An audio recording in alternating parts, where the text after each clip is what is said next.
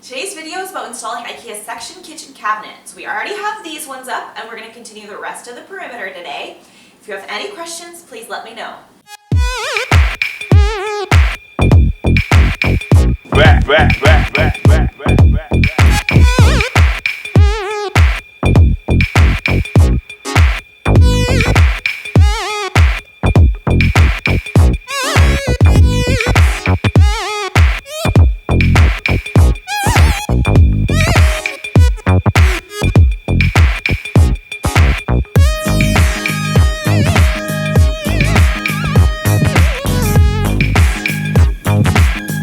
The first thing you need to do when installing an Ikea kitchen is to install your section rail. I've already gone ahead and pre-marked where all of our studs are, and we've also cut the rail length using a hacksaw. While Ikea recommends putting a screw and the little tab every 12 inches, we make sure to hit every single stud, and ours are set at 16 on center.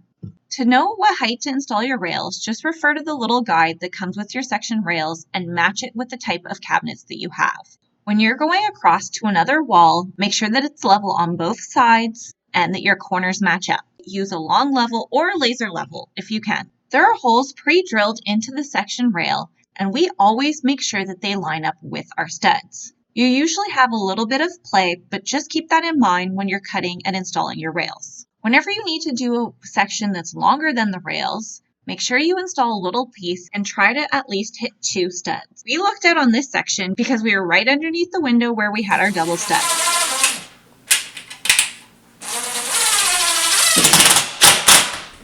Again, make sure that you're level across all your sections, hit 2 studs if you can, and if not, make sure to use anchors. We did hit 2 studs, but we were left with the little section at the end, so we installed an anchor just to make sure it was secure all the way across. Because we're installing a 90-inch tall cabinet, we used the section rail instructions and put a bar across the entire back wall. This included cutting a small piece so that it would fit all the way across. We also have a corner cabinet, and we made sure to cut a little piece for that side. Starting in the corner, we attached each cabinet as we needed, and then finally our tall cabinet. We are exhausted after doing a bunch of demo work for the last 2 days. You can see my last video for more details on that. So the next morning, we installed the cabinets properly. This involves adding little locking mechanisms to the back to attach them to the section rail, as well as clamping them together and then screwing them so they're all attached. Normally, you'd add a cover panel whenever you're switching cabinet heights in order to block the sides. And even though I did order one, we ended up not having enough space. We only had enough space for 2 cover panels on this wall, so we decided to put them along the big cabinet. Don't worry, I'll have a solution for that in a later video. We were having a lot of difficulty trying to level off this piece, and then we realized that our section rail was slipping on in the back. For some reason, we missed this stud, so we did it again and then also did an anchor on the end so that it wouldn't fall anymore. You'll notice here that our section rail isn't on the bottom. We did these cabinets the night before, but I wanted to edit my video in chronological order of how you would actually install your kitchen. As I mentioned, we had 3 panels for this side, but we could only install 2. So we chose to install the panels on the large cabinet. Whenever you're installing panels in between cabinets, you most likely will have to cut out a notch for the section rail. I measured the rail and cut the notch out, but forgot to do the depth, so had to measure it again and then cut another little notch out. You want to make sure to install your panels in between your cabinets, so don't attach any cabinets together if you have to do cover panels. Clamps are definitely your friend, and you want to make sure that you get it nice and tight.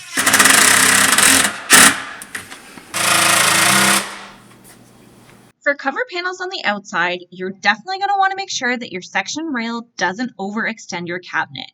This is to cover any sides and rails that you see exposed, so you want it perfectly lined up with your wall.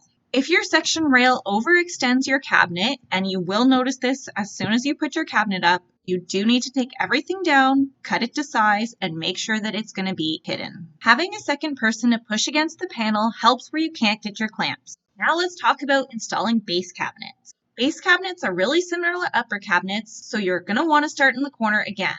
The only difference with base cabinets is that there are going to be little legs attached. We like to screw in the legs as close to the cabinet as possible, so ideally as tight as they can go, and that way you reduce chances of breaking them when you flip the cabinet over. Having two people lift and put the cabinets into place is a lot easier, but you can install them all by yourself. To do that, you would either need to be really careful, or you could take off the legs and then install them after. We were having a lot of difficulty leveling the corner cabinet and the cabinets next to it. We realized that our wall was a bit bowed out and we had to take off the little tabs in the back of the cabinets to get it flush. No matter if you're doing a new build or renovating an existing kitchen, your plumbing might be different in any situation. For us, we needed to cut a hole in the back of the cabinet for the ABS pipe, and we also had our small copper pipes coming in from the ground. I much prefer when they come from the back wall, but you usually have to work with what you have. I carefully measured the location of each pipe and then transferred that measurement onto the cabinet. We drilled holes just a bit larger than what we needed in order to account for any discrepancies. From there, we slowly lowered the cabinet into place, and then my husband went down and made sure that the pipes went through properly.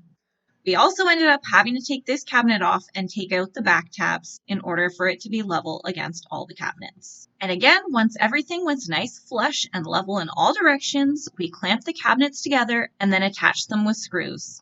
You will need to replace the top bars with reinforced bars for your sink, but we don't do that until later. Finally, we attach our last cabinet, make sure everything's level again, and then do our last clamping and screwing.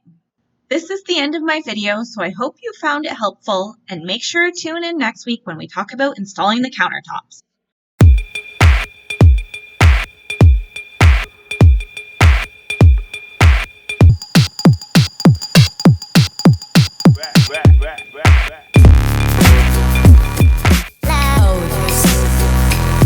Follow along and let me know if you have any questions.